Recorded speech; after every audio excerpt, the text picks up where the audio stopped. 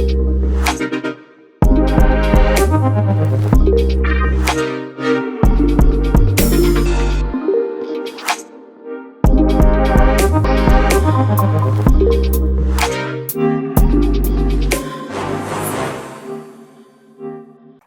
everyone. Welcome to a new episode of Break the Glass Ceiling. Now, you've been following this podcast. You will know that Joyce Daniels, who happens to also be an alum of the School of Politics, Policy and Governance, has been hosted the first 3 episodes. Great episodes. It's highly political. It's about women. And so this is just a continuation of what Joyce Daniels has been doing. I am Precious Amayo, also an alum, the same cohort with Joyce, cohort 2, that's the class of 2022 of the School of Politics, Policy and Governance. And this podcast is powered by the School of Politics, Policy and Governance. Now, just talk about why this podcast is important. We know that the participation of women in local government and leadership is a vital aspect of achieving true gender equality and inclusive governance. Now, while we know that strides have been made globally to empower women politically, there remains a significant gender gap in leadership positions at the local level. That is where the problem is. This particular episode will help us address this issue. And how are we going to do that? We're going to shed more light on the benefits of increasing women's participation in local government leadership. And we're also going to talk about the barriers that hinder that progress and the strategies to overcome these obstacles. Now, I have just the right guest for today's episode because she has been working on the ground. She's done national. When I mention her name, you will know who I'm talking about. She's done national. She's done great work at the national level, but at the state level, yes. But her strength, and the reason she is a household name today, is because of the work that she does at the grassroots level and continues to do at the grassroots level. And I'm also proud to say she's an alum of the School of Politics, Policy and Governance, and she's also she was in my cohort 2, school. That's the class of 2022. Please join me as I welcome the incredible, exceptional Khadija Abdullah-Iya. Khadija, good evening. Good evening. The word exceptional and incredible sounds alien to me, but I'll accept it. And thank you for that. Because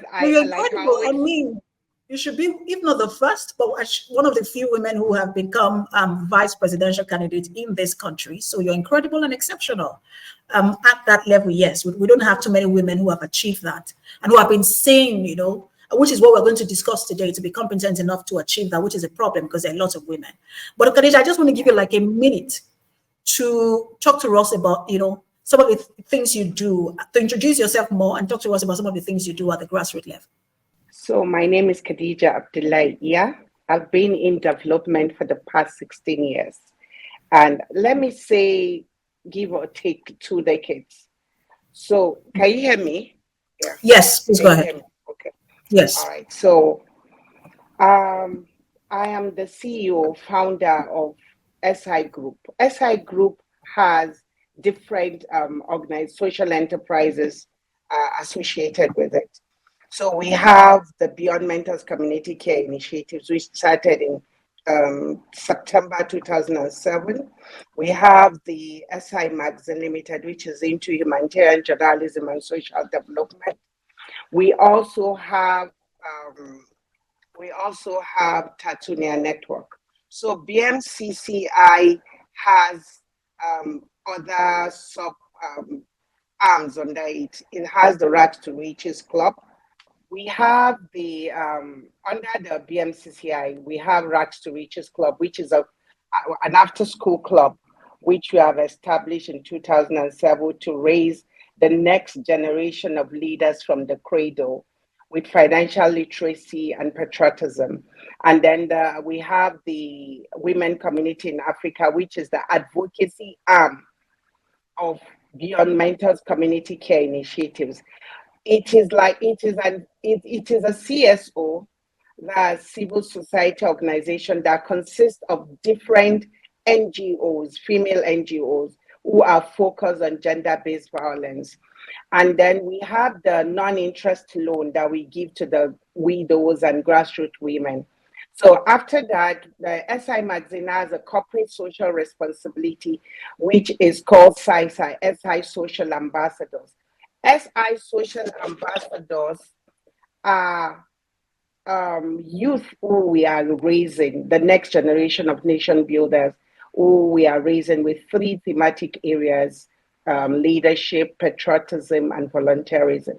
So aside from that, we're curating African Tatunia Network, which is an African folklore, where we are hoping to raise our children with their own understanding, their racial, ethnic socialization, understanding that they are Africans, and they're proud of who they are, their heritage. We are having this platform because we believe that we need to start having our own granulated historical facts and figures in folklore, in history, into animation. Easy way to to educate our African children. So these are some of the things that we do. We also have Beyond Mentors Limited, which is the consulting arm of our organization, which we also teach and train people on different leadership skills, and do a lot of HR related stuff with BML. So basically, those are the things, to mention a few, the things that we've been doing. Yeah. You see, when I say you're incredible, you see that, Khadija. So I was right with incredible and exceptional. But let's talk about this experience, right? Talk to us about a personal experience or a pivotal moment from your journey at the local government leadership, and that significantly influenced your trajectory. Then also talk to us about the valuable lessons or insights that you gained from that experience that could guide other women who are aspiring to also gain or navigate the political landscape. So one pivotal one that I can remember quickly is one time, two times actually, two experiences. One of the times that we went into this local government areas, you must know that out of 25 local government areas, we were able to go to 22 local government areas, which is a feat that none of the candidates were able to achieve. So one of the things that that hit me, one of the stories I want to share is when a woman, where we went to one of the local government in Gurara, and the lady came up. She was so excited. Oh, you have encouraged me. I did not think that a woman can ever vie for this position. As you have come out to encourage us, we are going to make sure that we to come out next time in 2027 for the local government areas, and it gave me a lot of joy at that time when I could see the excitement. I could see it was palpable. I could see how encouraged she felt, and she said she would want me to mentor her, and they would want us to talk more on how to go about it. And the first thing I told her is the first thing she has to do is to register with one of the political parties, so that way she knows her name is registered, and that we can walk our way through that. Then another lady we met at Shiroro is an IDP camp. The women came all in their numbers, because mostly the women were scattered. They were displaced from their homes, and now they found they saw me as the voice that they would use, and they were all excited. The guy that took us, the local government, the guy vying for the State House of Assembly under Shiroro local government that took us there, now said that you can see that I have, you can see how much I was able to mobilize for you. The man was telling me, and some ladies were standing there. They said, you did not mobilize for her. We came out because she's a woman. We came out because we are tired of you guys. We're tired of all the nonsense that you people have been doing over time. We want her to win. And that, I saw the energy. They were screaming, oh, we are going to vie for all the positions next time. And that is another very interesting factor for me. And I think that at some point, I think they told him, they shut him up. They did not even allow him to speak. So it gave me an inkling that women at the grassroots have the capacity to take their faith into their arms. It's just that they've not been given enough opportunity to do that. And they've not had people who will encourage them and who can tell them that, oh, you guys can do this yourself. So I think there should be enough advocacy, enough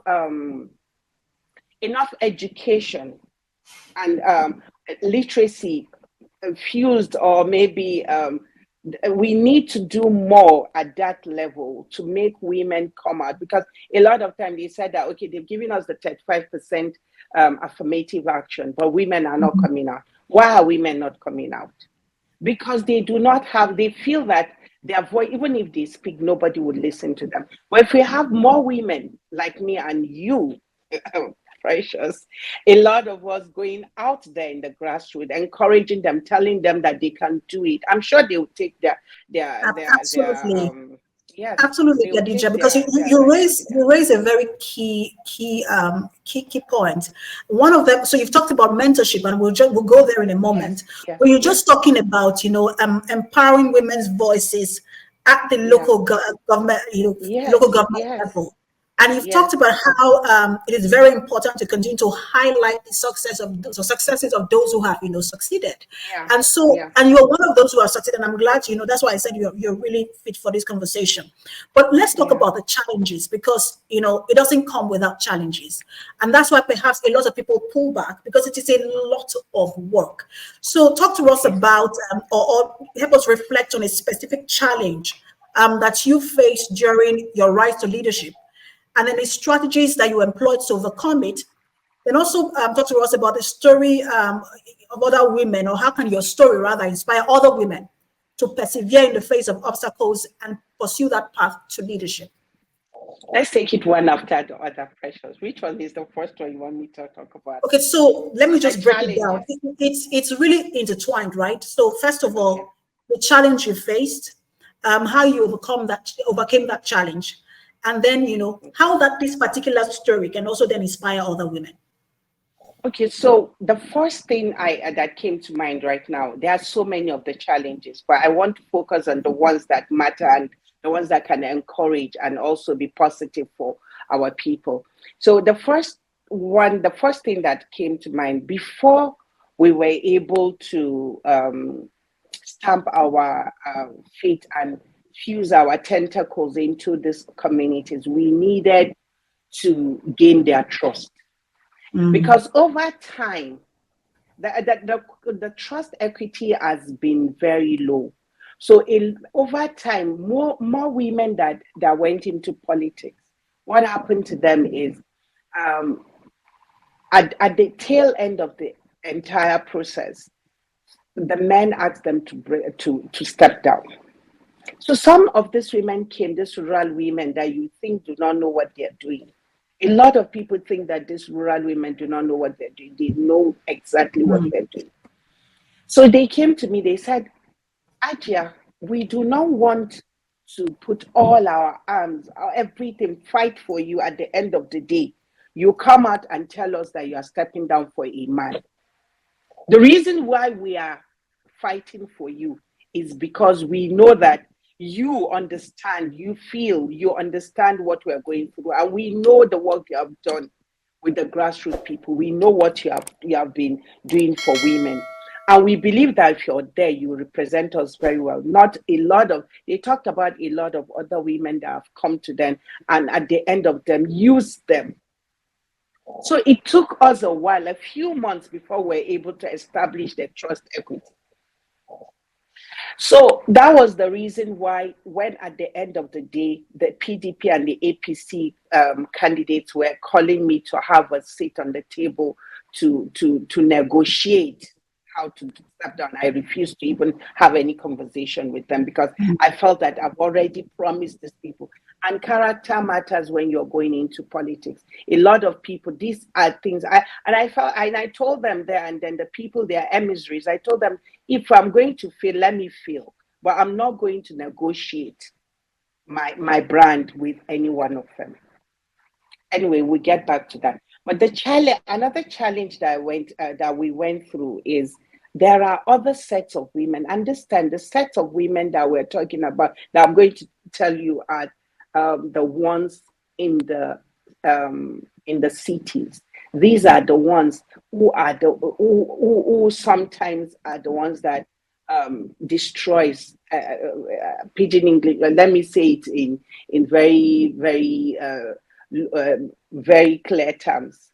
The people where they put sunflower gari, those are the elitist women. So one of them approached my deputy and told him that they're sorry. Okay, this even happened after the election, because this is a woman that he normally used to help. She was facing gender-based violence, and he used to take care of her, take her to the hospital, blah blah blah, and all of those things. But during the election, they came together and they promised him that they were going to give us their vote in that community in Mina. That's in Mina City. And after the election, I think she came back. She was looking for the help that he used to give her. And then he said that we're all depleted. We don't have any financial funds anymore. And did you hear what? I'm sure it's going to shock you, Precious, what the woman told him. She told him that, or is it that it's because of what we did to you people? And he said, what did you do to us? She kept quiet. She said, what did you do to us? And she said that, she rallied around the people that were supposed to vote for us in that community, that's in Mina, and told them that, how can a beautiful woman like this come and rule over our husbands? Wow. So you can see, yes, over our husbands. This is the husband that beats you up. This is the husband that does not give you food, that you have had economic hardship and abuse, financial abuse, and every kind of abuse with. Is that same husband that you're fighting against? So that you don't want and she even mentioned with that adjective, a beautiful woman to come and be your husband's boss. So we have women like that at the end of the day, they did that without us even knowing. But these women that I'm referring to now are the women at the center. Those are the ones in the city, not the ones at the grassroots. Because the ones at the grassroots, I will tell you firmly that they stood their ground. Especially the ones in Kwantagora who have experienced banditry, kidnapping, their husbands have been killed, their children have been killed. They were very, very adamant. They refused to sell their votes. And those are the ones we are still hoping to work with. Yes. And interesting, you talked about this, Khadija. That story is so powerful.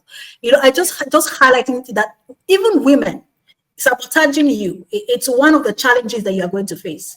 So just talking to women at the grassroots level, that you don't say don't expect that because you're a woman, you're going to have the support of other women.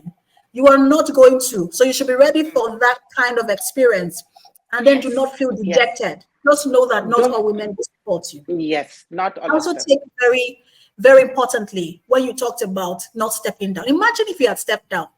Those women would have been so devastated. And you would have, also just made it difficult for another woman to go and talk to them another time. The last one came and then she stepped down. We're tired.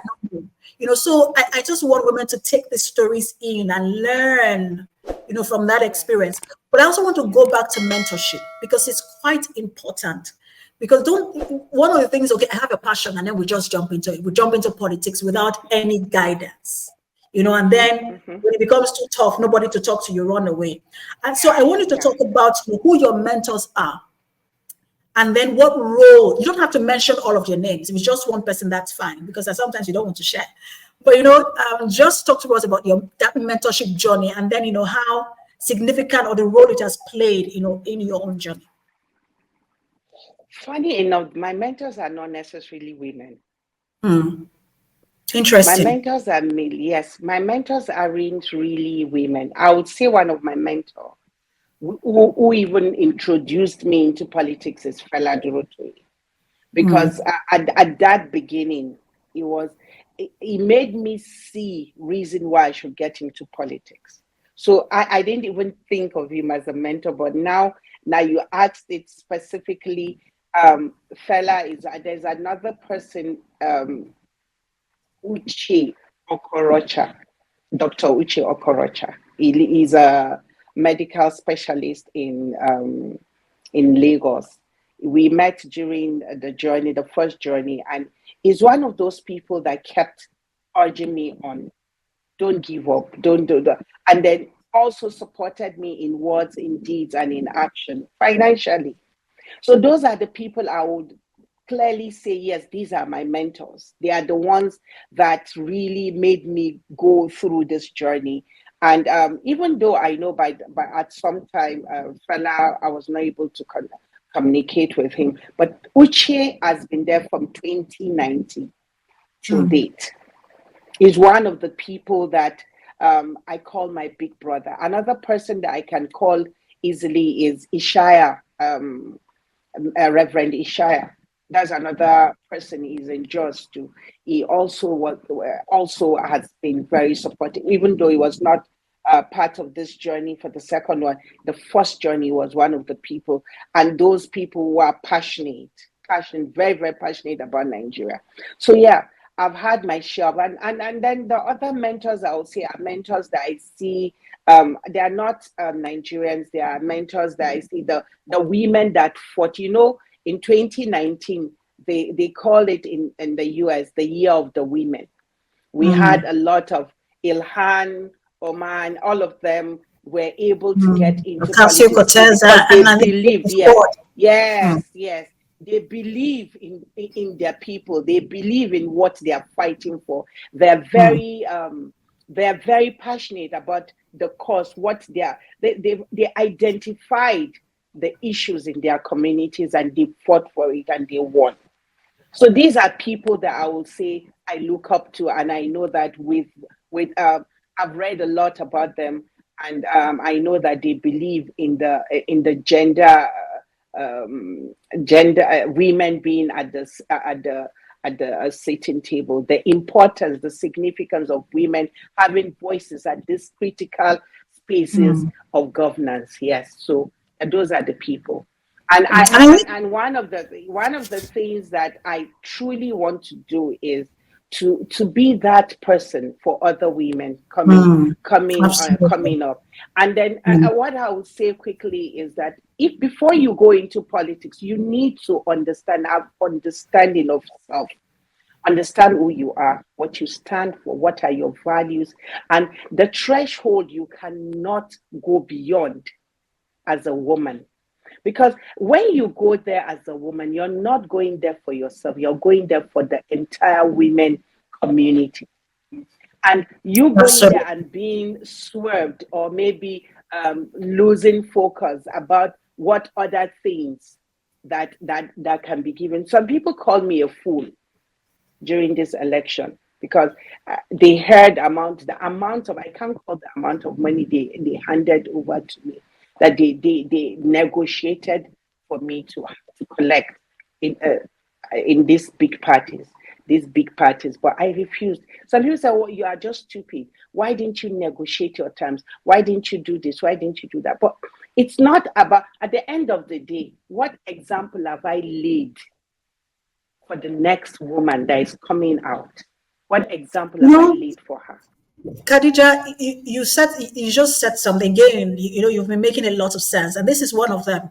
When a man does something, and this is not a battle against men, because that's why I like that your mentors are men, so that people know that look, there is a collaboration that is needed. It is not a battle. It is not a war. But I like that you said, don't spoil it for other women. Because when it's a man, people say that guy. It is specific to that guy. But when it's women, they say, but it's a woman, they say, see this woman. So it becomes all of us. And so we have to be very careful to understand the burden that we carry for other women. Because it is not just you, it becomes women. And I like that you said, so if you're going into politics, understand that you're not going in for you. You're going in for all of us. But what should people watch out for in picking mentors and saying, oh, look, mentor me? What should women watch out for? Well, if you're going to pick mentors, I was not even thinking of these people I call the mentors as my mentors actually. You just realized that they have provided that mentorship. I just realized that they've provided me mentorship. One thing that let me quickly one thing that made me call Uche constantly is because when we met with the Igbo community in Niger State, there were things he told me to do with them that kept. Don't forget, there was this thing he said: always turn your yam. Don't leave your yams unattended to. So keep roasting it. So what he meant there is I should keep having my relationship with the Igbo chiefs that we were having conversations with. And that helped me a lot. Relationship is key. Our Nigerian people, mostly when they're going into politics, most times they're thinking about, or when they think about mentors, they're thinking about somebody who can sponsor, who can give them money. Politics is way beyond that. You need to establish who you are and let people know what your brand is, what you stand for, who you are, and how you have integrity. So if you're choosing mentors, make sure you choose mentors who align with who you are. Number one, who believe in what you believe in, who have caught the vision of what you are pursuing. Because you can't go into politics because you think that, oh, they're going to give me a political appointment. Oh, I'm going to get money. That's not the reason why a lot of us went into politics. I mean, we just finished the School of Politics, Policy and Good Governance. I always put good governance. Everybody laughs at me, but I always put good for governance because I feel that it should be, they should define what governance is. I mean, we have different kinds of governance. So basically, you need to look at the people who you want to be. You don't want to deviate from who you are. And some people, when they mentor you and give you the monies, you're sold for life. It's like you have sold your life to the devil. And when you get there, you'll not be able to be you. So you have to be very careful. You have to know anybody. If you have a conversation with somebody and you know exactly what that kind of person, you need to do your research. You need to go online. You need to understand the person that you are bringing into your life. And you also need to know that, first of all, when I say know yourself, there are so many parameters to knowing yourself. Knowing the kind of family you are, from where you come from, and knowing if you have a husband, knowing the kind of husband you have. Because if your husband is that kind of person that does not like you talking to men, that's a problem. Because when you're going into politics, you are definitely going to talk to everybody. So if your husband is not supportive of that, don't even start what you cannot finish, because it's going to cause and destroy things that are most valuable to you, the family system, which you want to go and try and fight for. So knowing the parameters you cannot exceed is very important. And the mentor must also be multifaceted, must have global views of a lot of things, must be well educated, must know that this fight is for us all and not for just you, and take ownership of your candidacy. If you go and meet somebody that does not believe in you, that thinks that, oh, you're just going to be there and there, you're not going to go far, because you will not get that encouraging words, supportive words that you need from them to move ahead. Politics is very hard. A lot of people do not understand, do not even begin to understand what candidates go through. They just, and that's why I have, part of my mentorship thing is I'm writing a book about my experience and sharing it, because I need the people, the next generation of women going into politics, to have a proper idea, no understand, because I don't think there's any, aside from Aisha Osori, who wrote a book on her political journey, which yes, I was just going to mention her. Yes, it was just her primary. She didn't go into the battlefield like most of us did. So I think that more women need to share their experiences. That way, it can give women who are going into politics a base and understanding of what they should watch out for and what they are up against. Yeah. I think Dr. Kondrawal also wrote one about, hard time within governance, but it's very important that more women document. I read Document. in 2019. Yes, fighting corruption is. I think I remember. I think yeah. So more women need to document their journey so that women can read it. That's another way to mentor. But I also wanted to, just talk about. You mentioned, I'm trying to pick something you said before we moved on to the books. But I like that you're dropping these hints. Yes, what I was going to say is, it is a hope for the best, prepare for the worst situation, because we're talking about politics is not easy. And I think that's what it is. Hope for the best outcome, but prepare for the worst, because even your mentors can disappoint you. There's a chapter in the book that I wrote. In that chapter, there are two types of sponsors, two types of mentorship. There are one part is sponsorship and one part is mentorship. So the person that promised to sponsor us from the beginning, sponsored the ticket, sponsored everything, logistics from the beginning, before the primaries and all of that. And after the primaries, he was incommunicado. We could not reach him. So if anybody is telling you that they want to sponsor, make sure that the money is in your account before you get into the ring. Because if the monies, you cannot go far without funds. Everywhere in the world, not only Nigeria, funds are very important, because you need monies to go around, move around, go to different places. In our own, during our time, we didn't even, in the beginning we went with security, but at the end of the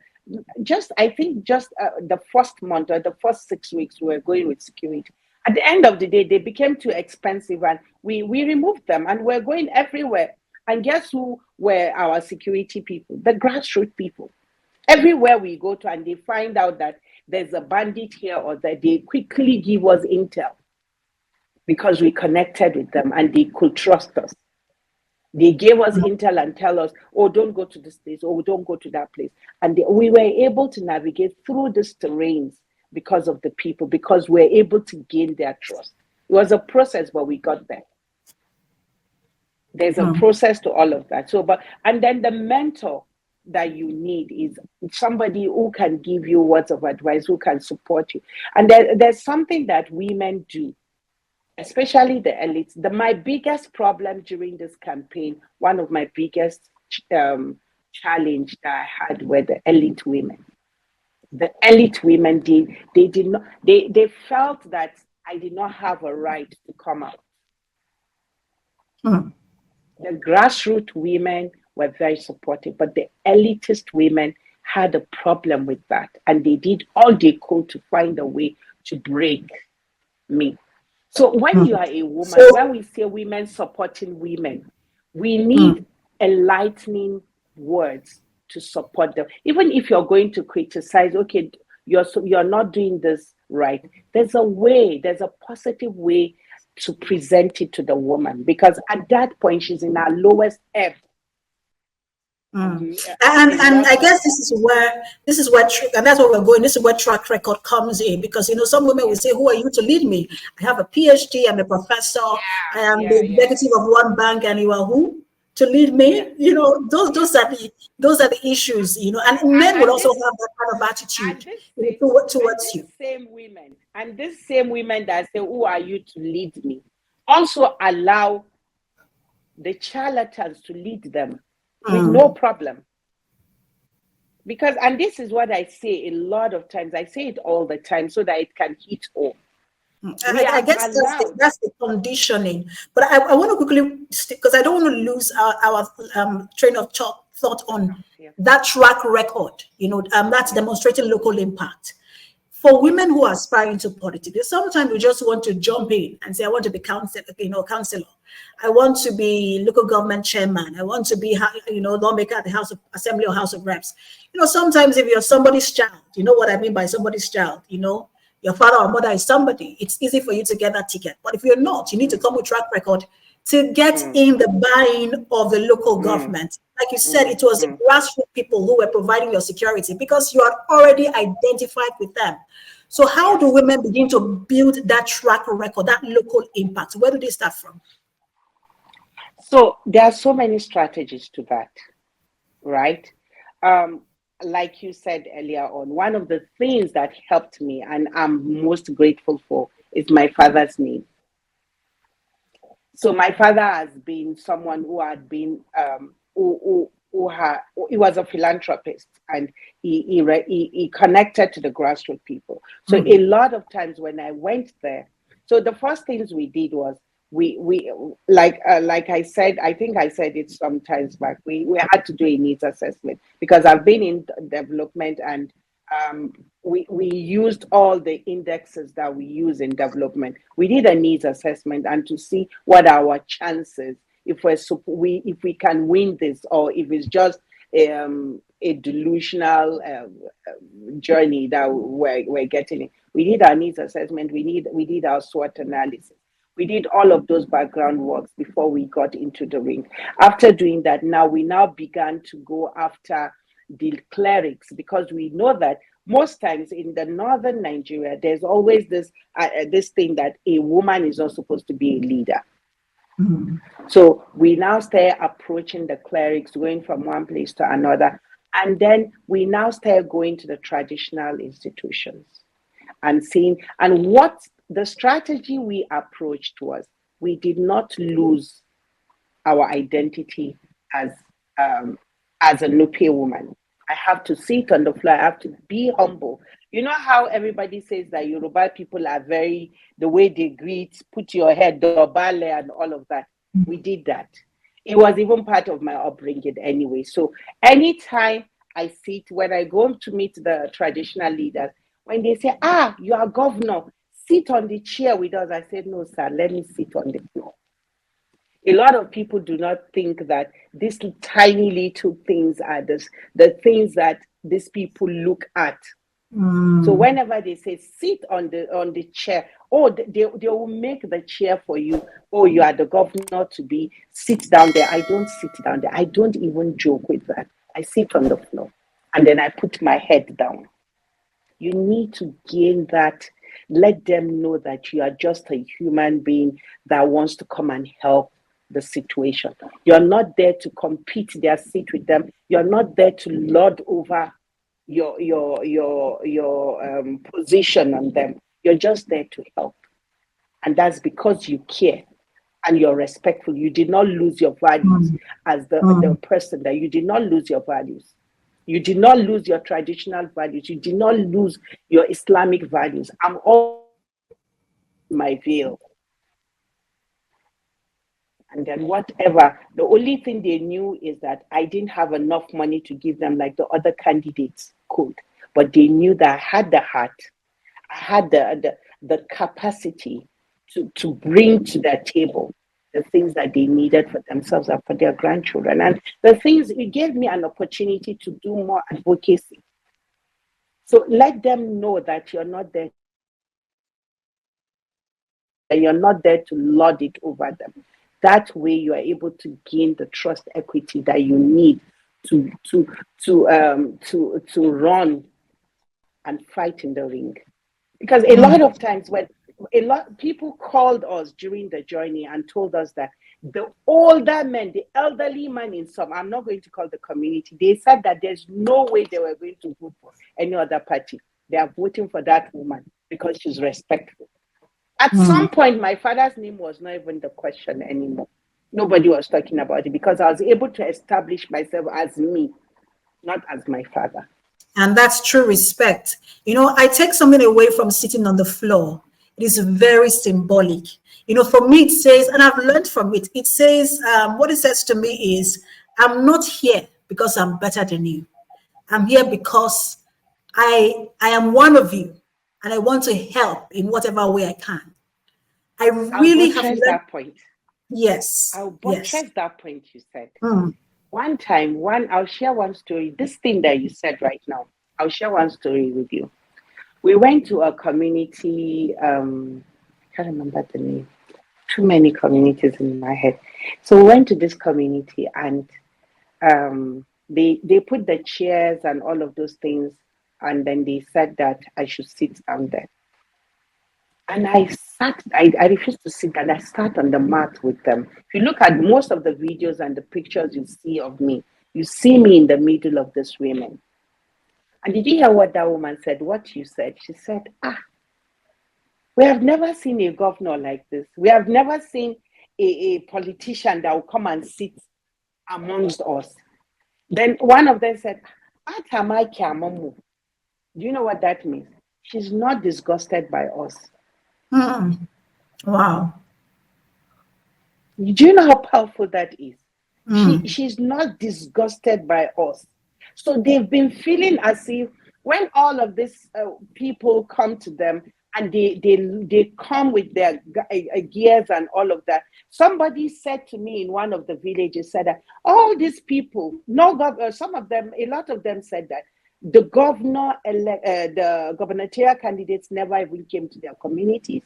And one lady told me that when they come, they will just do fool and put dust on their face and throw money at them and leave. You see, we went to tell them we are not like that. We are one of you. And that was very, very powerful. It was a powerful message. That very even powerful. Today, I'm telling you, around 4 p.m. today, even today, some people called me from Niger State. That the people are still yearning for you to come back. That they know what happened. You know, I am not disgusted by you. It's a gain, a takeaway, because you're going to meet all kinds of people. You can't, if you're not doing it out of compassion, don't bother, because you will not be able to sustain the drive if you're disgusted, by people. And I also take away the needs, when you say needs assessment, which is, don't assume, in terms of making local impact, don't assume what people need. Find out what they actually need and meet that need. So don't think that, I think that you need education in this. That might not be the immediate need. Don't go and start building school. No. Find out what they actually need and provide that. Interesting, Khadija. I just know that, I am learning. So I imagine how many people will learn from this. But, as we begin to wind down on this conversation, I want to talk about, because I know we've talked so much about the idea of, breaking bias, overcoming that gender bias. But I just also wanted to delve deeper into, that bias, how women can overcome that gender bias. We've talked about it extensively, but I just wanted to, again, hit that nail on the head.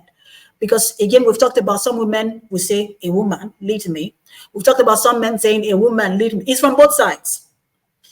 Men might not even get it from both sides. It might get it from just one side, maybe men. And it might not be because it's a man, just for other reasons. But women will get it from both sides. And if you're not strong enough, you're going to run back home and cry. So what do women do to actually overcome that gender bias? So the strategies I mentioned is very important. Whenever they go, so that there were words that whenever you go, these are things that the women say. I don't know how to say mace tafi namiji or something. Mace me kallabi a cikin namiji. All those words that affirmative words that they say to women when you get there, that a woman that wears the cap, or a woman. So whatever, anytime they say that, I say that no, I'm not bigger than a man. We need the men. And the men in that community listen. I'm not here to take the place of the men.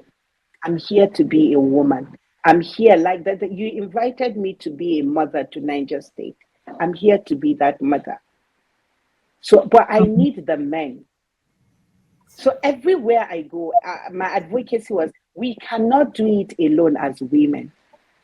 We have to do it with men. So there was one of the traditional leaders, the foremost traditional leader. We went to this story, I'll have to share it with you. We went to his palace and he listened to us, and then a whole lot of men sitting down there, all these traditional chiefs, they came to welcome us. And they asked me to speak and tell me why. So somebody already spoke, the party chair, the state party chair spoke and introduced me. And then they asked me to speak. Then I spoke. And after speaking, then I said to them, I'm not here to take your space. I'm just here to come and help out and continue the work that I've been doing for 16, then at that time, 15 years. And after speaking, the emir now asked his chiefs to speak. Okay, when I said I'm not here to come, then the chief started laughing with derision. And I put my head down. And then the king, when he asked the chief to say, and then the chief said that they didn't have anything to say. Of course, I know that those ones were pro APC. And of course, I'm sure the APC guy, the king too, is being paid by APC. But when he took the mic, Precious, I was humbled. He said to us, all of us, he said, she said something and you people laughed. Do you people understand the power of a woman? Do you understand the power of a mother? That is what I see in her. Because when she spoke, I was hearing compassion and genuineness from her. I've never seen a politician that spoke the way she did. And Ajia, if you had told me that you were coming, I would have sent my traditional chiefs to go to the gate of my town to welcome you with the trumpet, to usher you into my community, my kingdom. That was what he told me. He said, I am so happy that we have people like you in Nigeria, somebody that came to fight for the grassroots people. It's people like that we need. He said it was on video. I still have that video. And my team members, I say, let these APC people not hear this thing that he's saying. This guy is being controversial. But he didn't care. He was speaking from his heart. And I had, not only him, I had a lot of traditional leaders say the same thing. In fact, one of them said that in, what's the name of this place? It was in Zone C. He was telling us that he has been telling them that if you people do not bring a woman to sit at the table, we're not going to go anywhere in Niger State. He said that since Niger State was created 47 years ago, how many women have been given a seat at the table? He said to us, he told us all of that. He said, I've told you people, if you do not allow the women to come in, we're never going to go anywhere. And look at now, go to the Niger State House, you only see one woman. And even when it was only one woman. We don't have enough women in that political that place, the significant political areas that we need women to represent. Well, it's a general problem, and that's where my final question to you will come from. That encouraging that grassroots engagement, and also those policies that will catalyze more women in that space, policy change. What do we do? It has to come from women in collaboration with men. But what do we do? How do we drive the conversation at the grassroots level, at the state level, at the national level, to ensure that we have policies that enable and allow women to come into political space, especially at the grassroots level? So I think that we can start at going back to the political parties.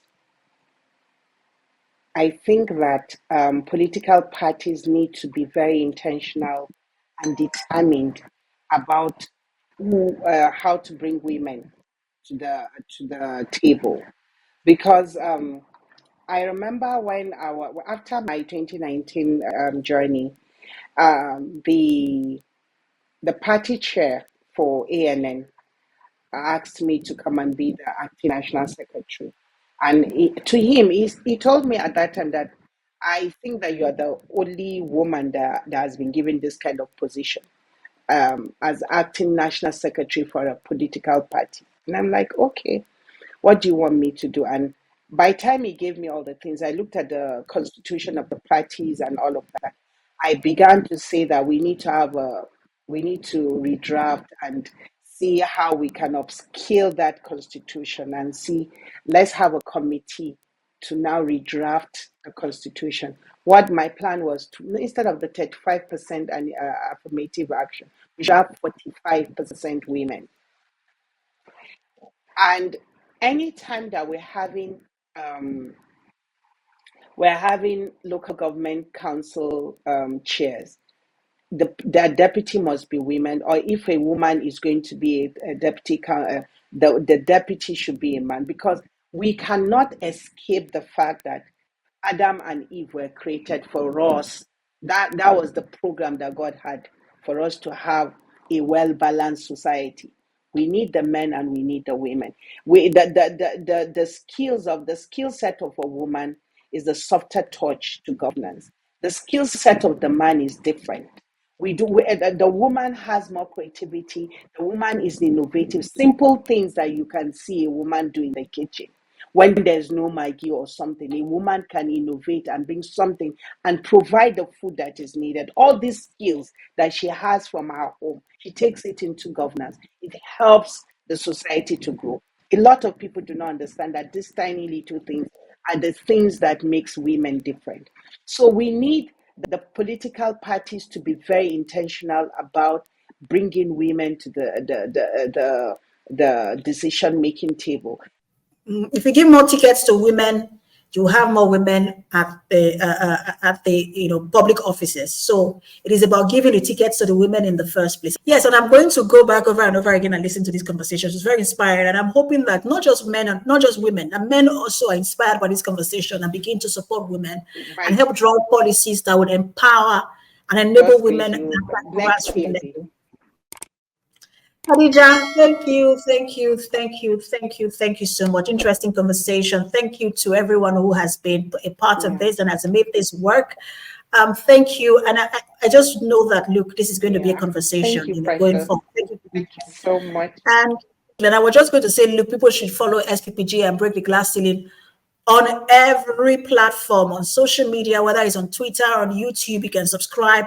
It's School of Politics, Policy and Governance on Instagram, on Facebook. Follow us, subscribe, follow the conversation, be part of the conversation so we can drive this, good governance conversation together as a country.